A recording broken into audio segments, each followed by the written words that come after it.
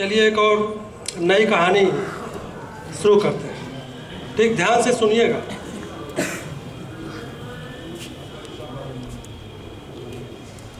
रेगिस्तान का इलाका था और उस रेगिस्तान के इलाके में एक बुजुर्ग व्यक्ति रहते थे। और जब उस बुजुर्ग का अंतिम समय आया तो उन्होंने अपने एक जो शुभचिंतक मित्र थे, दोस्त थे, उनको बुलाया और उनसे कहा कि अब तो मेरा अंतिम दिन आ गया है, आप एक काम करिएगा कि हमारे जो 3 बेटे हैं उन बेटे को हमारी जो जायदाद है उनको निश्चित हिस्से में आप बांट दीजिएगा।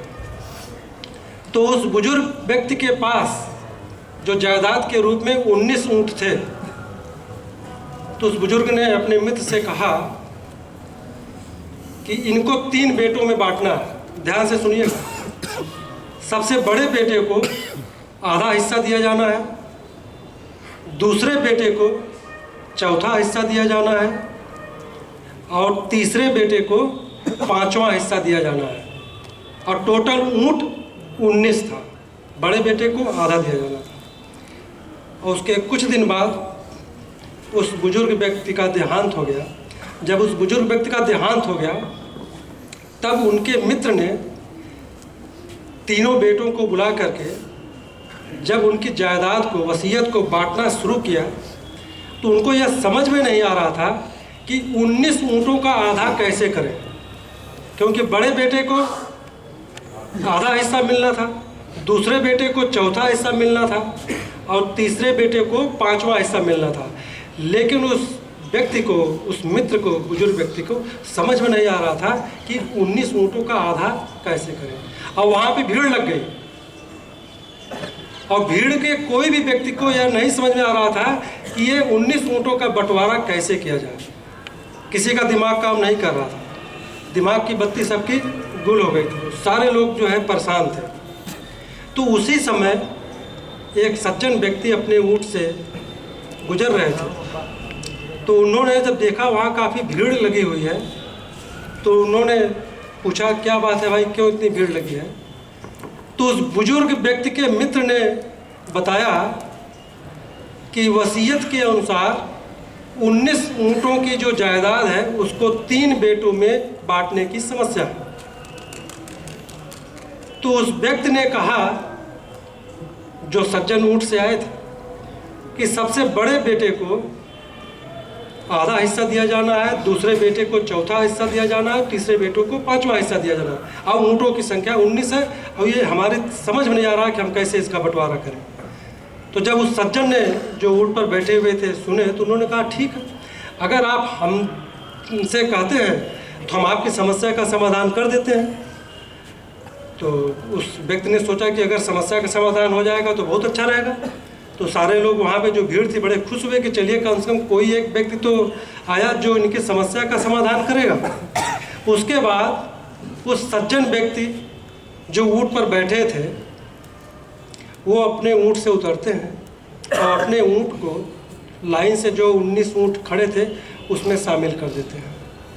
तो ऊँटों की संख्या कितनी हो जाती है? 20 हो जाती है। फिर एक लाइन से 20 ऊँट खड़े रहते हैं। फिर उस सज्जन सबसे बड़े बेटे को बुलाते हैं, उससे कहते हैं, ये बताओ तुम्हें कितना हिस्सा मिलना है?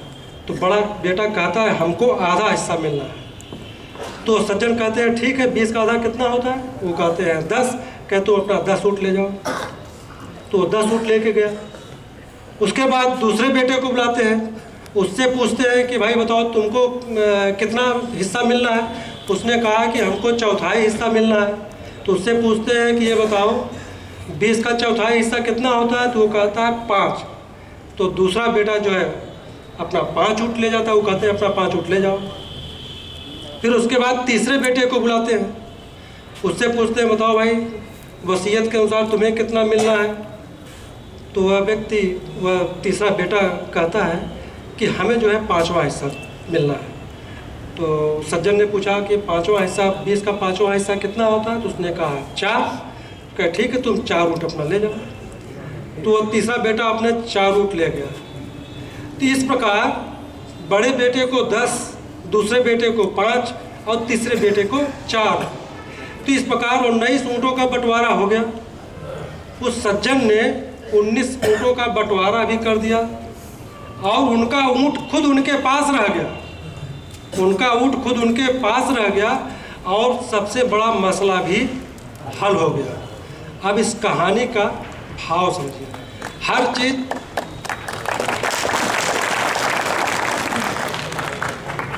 कहानी से ज़्यादा उसका भाव जानना जरूरी होता है। इस कहानी का भाव समझिए, भाव समझने का प्रयास करिए। इस कहानी का भाव ये है, जब भी हम, ध्यान से सुनिएगा, जब भी हम किसी का कल्याण करते हैं, जब भी हम किसी की मदद करते हैं, जब भी हम किसी की समस्या का समाधान करते हैं और जब भी हम किसी का सहयोग करते हैं, तो उसके सहयोग में हम परमात्मा को शामिल करते हैं। किसको शामिल करते हैं?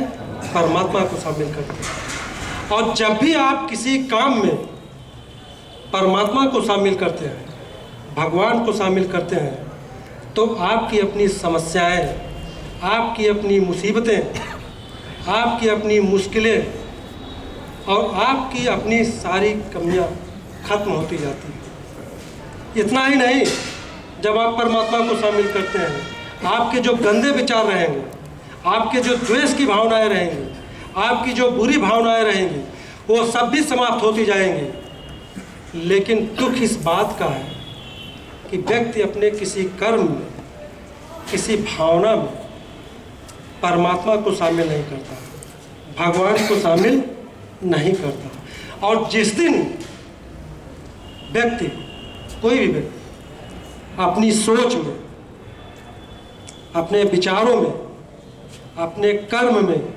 और अपनी भावना में भगवान को शामिल करता जाएगा, उसका जीवन सुंदर होता जाएगा, उसका जीवन बढ़िया होता जाएगा, उसके जीवन की सारी अच्छाइयाँ बढ़ती जाएगी और उसे अपने जीवन में कोई परेशानी और मुसीबत नहीं आएगी। धन्यवाद।